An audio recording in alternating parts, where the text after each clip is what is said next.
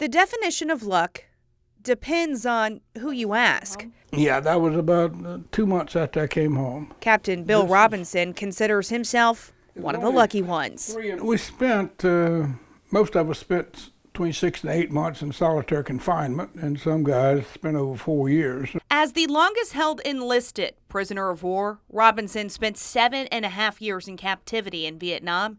He was just 22 when his chopper was shot down. You're almost still in shock because you just fell 90 feet and survived, and you just get shot at and survived. Thankful they all survived the crash, but Robinson would soon learn his toughest battle was still ahead as Vietnamese soldiers surrounded him.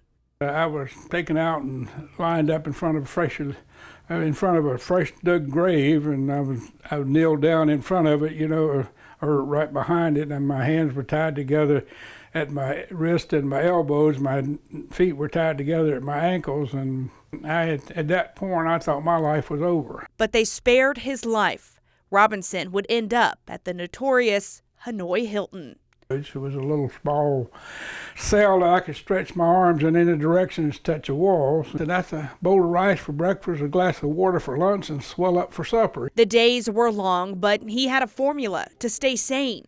I adopted a 3-day stay in Vietnam. Yesterday I was shot down, today's today, and tomorrow I'm going home. And he found ways to communicate with fellow prisoners. Basic tap code is we took the alphabet and dropped the K out of it and squared it up in a block of 25. Difficult for the Vietnamese to track anything we said.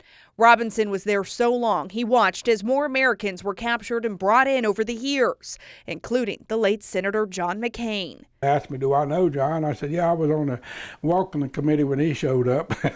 In 1968, President Johnson announced the U.S. would stop bombing Vietnam, but Robinson and the other POWs would spend another 5 years imprisoned. They weren't rescued until 1973. They received a hero's welcome home, something that did not happen for veterans brought home years before. Never again will one generation of the veterans abandon another. Now, 50 years later, Robinson lives a quiet life in Lenoir City. Had a lot of laughs. Oh, and yeah. I think someone in your situation, you would expect someone to be pretty bitter about it, but you seem to have found... Well, I got 58,000 plus that I can't be bitter for.